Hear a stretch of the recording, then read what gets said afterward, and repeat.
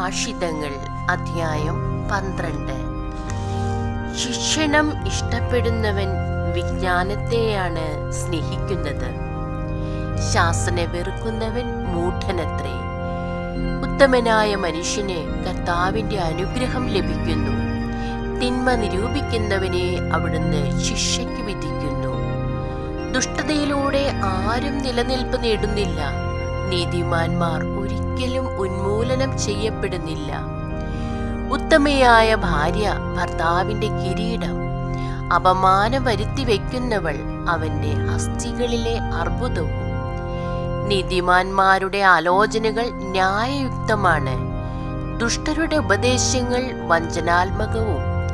ദുഷ്ടരുടെ വാക്കുകൾ രക്തത്തിന് പതിയിരിക്കുന്നു.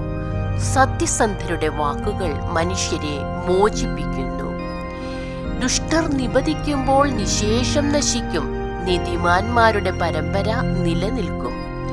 സൽബുദ്ധിയുള്ളവൻ അതിന്റെ പേരിൽ പ്രശംസിക്കപ്പെടുന്നു. വികടബുദ്ധി നിന്ദിക്കപ്പെടുന്നു. ആഹാരത്തിന് വകയില്ലാതിരിക്കെ വമ്പ് നടിക്കുന്നവനേക്കാൾ ശ്രേഷ്ഠൻ അധ്വാനിച്ച് എളിയ നിലയിൽ കഴിയുന്നവനാണ്. നീതിമാൻ വളർത്തു മൃഗങ്ങളോട് ദയ കാട്ടുന്നു. ദുഷ്ടന്മാരുടെ ഹൃദയം ക്രൂരത നിറഞ്ഞതാണ്. മണ്ണിൽ അധ്വാനിക്കുന്നവന് യഥേഷ്ടം ആഹാരം കിട്ടും. പാഴ്വേല ചെയ്യുന്നവൻ ബുദ്ധിശൂന്യനാണ്. ദുഷ്ടരുടെ ബലിഷ്ഠമായ ഗോപുരം തകർന്നടിയുന്നു. നീതിമാന്മാരാകട്ടെ വേരുറച്ചു നിൽക്കുന്നു. ദുഷ്ടൻ തന്റെ ദുഷിച്ച വാക്കുകളിൽ തന്നെ കുടുങ്ങിപ്പോകുന്നു. നീതിമാൻ കുഴപ്പത്തിൽ നിന്ന് രക്ഷപ്പെടുന്നു. ഒരുവന് തന്റെ വാക്കുകൾക്ക് നന്മ പ്രതിഫലമായി ലഭിക്കുന്നു. വേറൊരുവന് തന്റെ കരവേലയ്ക്ക് തക്ക പ്രതിഫലം കിട്ടുന്നു. ഭോഷന്റെ ദൃഷ്ടിയിൽ തന്റെ പ്രവൃത്തി ഉത്തമമാണ്. വിവേകി ഉപദേശം തേടുന്നു. ഭോഷൻ നീരസം പെട്ടെന്ന് പ്രകടിപ്പിക്കുന്നു. വിവേചനശീലമുള്ളവൻ നിന്ദനം വകവയ്ക്കുന്നില്ല. സത്യം പറയുന്നവൻ വ്യാജം കൂടാതെ തെളിവ് നൽകുന്നു. കള്ളസാക്ഷി വ്യാജം പറയുന്നു. തുളച്ചുകയറുന്ന വാളുപോലെ വീണ്ടു വിചാരമില്ലാതെ വാക്കുകൾ ഉപയോഗിക്കുന്നവരുണ്ട്. വിവേകിയുടെ വാക്കുകൾ മുറിവുണക്കുന്നു. സത്യസന്ധമായ വാക്ക് എന്നേക്കും നിലനിൽക്കുന്നു. വ്യാജമായ വാക്ക് ക്ഷണികമാണ്. തിന്മ നനയ്ക്കുന്നവരുടെ ഹൃദയം കുടിലമാണ്. നന്മ നിരൂപിക്കുന്നവർ സന്തോഷം അനുഭവിക്കുന്നു.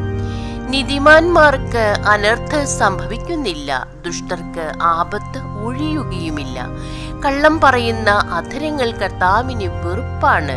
വിശ്വസ്തയോടെ പെരുമാറുന്നവർ അവിടുത്തെ സന്തോഷിപ്പിക്കുന്നു. വിവേകി തന്റെ അറിവ് മറച്ചു വെക്കുന്നു. ഭോഷൻ തന്റെ ഭോഷത്വം വിളംബരം ചെയ്യുന്നു. സ്ഥിരോത്സാഹിയുടെ കരം ഭരണം നടത്തുന്നു.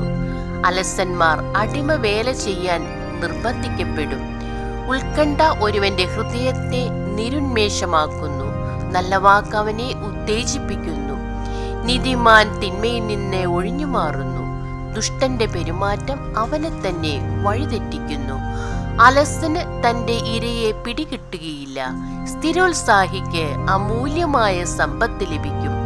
നീതിയുടെ പാതയിലാണ് ജീവൻ. അനീതിയുടെ മാർഗം മരണത്തിലേക്ക് നയിക്കുന്നു. ദൈവമേ, സ്തുതി അങ്ങേക്ക് യോഗ്യമാകുന്നു.